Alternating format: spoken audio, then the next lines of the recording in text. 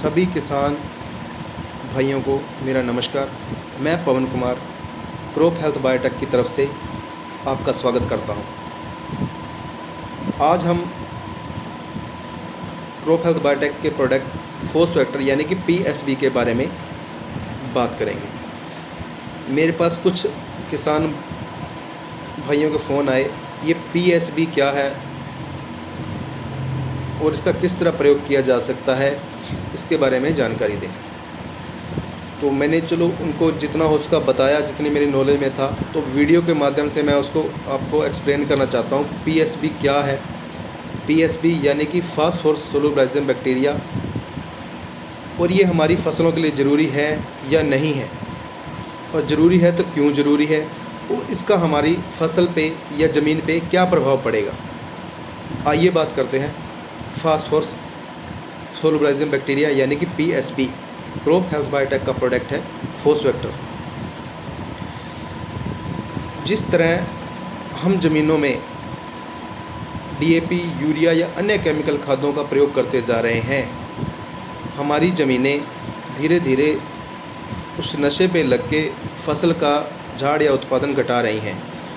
पिछले झाड़ को बरकरार रखने के लिए हम अगले साल दुगनी खाद डालते हैं या दुगना खर्चा उस पर करते हैं। जैसे जैसे केमिकल खादें डालते हैं वैसे बीमारियां भी बढ़ती हैं। तो जो फास्फोरस सोलुबलाइजिंग बैक्टीरिया है, ये एक जीवाणु खाद है। ये हमारी ज़मीन के लिए क्यों ज़रूरी है। अगर आप अपने खेतों की मिट्टी टेस्ट करवाते हैं तो आपको पता लगेगा कि हमारी ज़मीन के अंदर कौन से तत्व की कमी है या कौन से तत्व की अधिक मात्रा है। तो उसमें जो हमने टेस्ट करवा के देखा है, कुछ ज़मींदार किसान भाइयों की ज़मीन को पिछले 3 साल से हम करवा रहे हैं, तो उसमें डीएपी की मात्रा बहुत ज़्यादा आ रही है, जो कि 5 से 9 ppm के करीब या परसेंटेज के करीब होनी चाहिए। वो लगभग 33 से 50 के बीच में ppm के बीच में आ रही है, जिससे क्या हमारी ज़मीन बॉन्ड होती जा रही है, कठोर होती जा रही है। अगर आज हम कुछ ज़मीनों की बात करें तो जैसे अभी हम खेत बुआई कर रहे हैं तो ट्रैक्टर खेत में इस तरह दौड़ता है जैसे सड़क पे दौड़ रहा हो। पहले क्या हम जब कद्दू करते थे तो शिकंजा लगाना पड़ता था ताकि ट्रैक्टर धंस ना जाए। आजकल वो बात नहीं है, कद्दू भी आराम से हो जाता है क्योंकि हमारी ज़मीन इतनी कठोर हो चुकी है।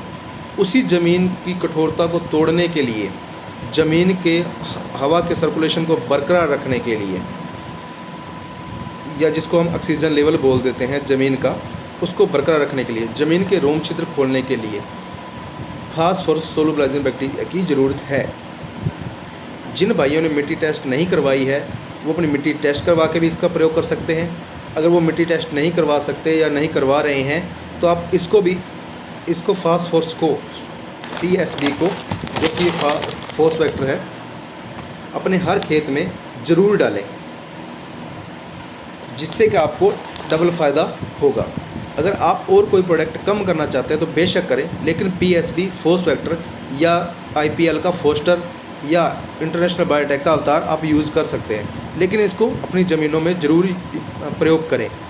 इससे क्या है, आपकी ज़मीन की पलाई बढ़ेगी, और इसके साथ साथ जो हम डीएपी बॉन्ड होता जा रहा है ज़मीन के अंदर, क्योंकि डीएपी बॉन्ड होने के साथ काफ़ी ऐसे तत्व हैं जो ज़मीन के अंदर ही पड़े रह जाते हैं और वो फसल को नहीं मिलते। तो ये उन चीज़ों को तोड़कर फसल को उपलब्ध कराता है, यानी कि उसको फसल को देता है, जिससे क्या फसल स्लो ग्रो करती चली जाती है, उसमें रुकावट नहीं आती है। ये ज़मीन के अंदर कार्बन भी बनाता है, उसका O2 यानी कि ऑक्सीजन लेवल भी बरकरार रखता है। अगर प्लांट की जड़ों को प्रॉपर सही तरीके से ऑक्सीजन मिलती रहेगी तो वो जड़ें ग्रोथ करती रहती हैं। इसके साथ साथ जब आप प्लांट को 10 से 12 दिन के बाद उखाड़ कर देखेंगे तो आप उसकी जड़ों को गौर से देखिएगा। एक तो उसकी जो लंबाई है जड़ों की वो ज़्यादा होगी, दूसरा क्या है, उसके जो बाल रूट है, जो खुराकी तत्व लेने की जो हम डाल रहे हैं उसको लेने की क्षमता प्लांट को देते हैं, वो जो बाल रूट है, बाल जड़ें बारीक बारीक बाल की तरह होती हैं, वो बहुत ज़्यादा मात्रा में होगी। और जितनी वो ज़्यादा मात्रा में होगी, आपका खेत उतना ही ग्रो करेगा। ये जो पीएसबी है ये सही तरीके से ज़मीन पे काम करता है। इसको जो डालने का तरीका है, अभी हम पेड़ी लगा रहे हैं पेडी को इसको हमें कद्दू के अंदर ही डालना है। जब आप कद्दू करने के लिए पानी खेत के अंदर छोड़ते हैं तो खड़े पानी में छिट्टा दे दीजिए, उसके बाद अपना कद्दू कर दीजिए।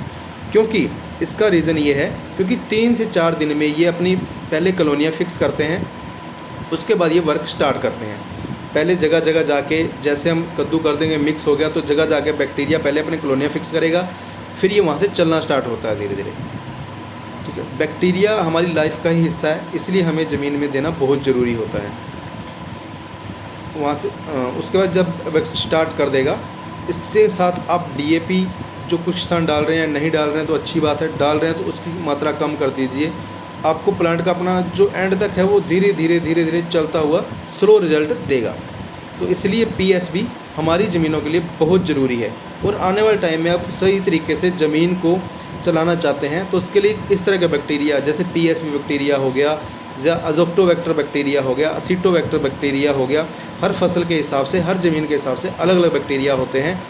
या नाइट्रोबैक्टीरिया, एजोक्सोप्रिलियम बैक्टीरिया हो गया, सल्फ़र बैक्टीरिया हो गया, या जिंक बैक्टीरिया हो गया, पोटाश बैक्टीरिया हो गया। ये हमें डालने कब पड़ेंगे, इसके लिए हमें मिट्टी टेस्ट करना बहुत ज़रूरी है। तो मिट्टी टेस्ट करने के साथ साथ आप बैक्टीरिया भी ज़मीन में ज़रूर यूज़ करें।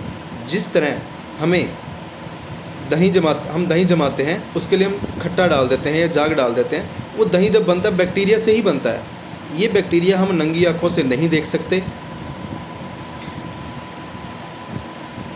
ये बैक्टीरिया हम नंगी आँखों से नहीं देखते, लेकिन माइक्रोस्कोप से इनको देखा जा सकता है। ये जो फॉस्फेक्टर है, ये फॉस्फेक्टर ये 4 किलो की पैकिंग में हर फसल के लिए आता है। बाकी फसल के हिसाब से अलग अलग डोज है। जैसे आपको पेड़ी में डालना है या कणक में डालना है तो 4 किलो, उसके बाद शुगर कैन में डालना है, मक्की में डालना है तो 8 किलो, सब्जियों में डालना है तो 8 किलो इसका प्रयोग किया जाता है। ठीक है, इसका डालने का तरीका है, आप इसको नीचे ही डालें या फसल लगने से 20 दिन के अंदर इसको खेत में डाल दें।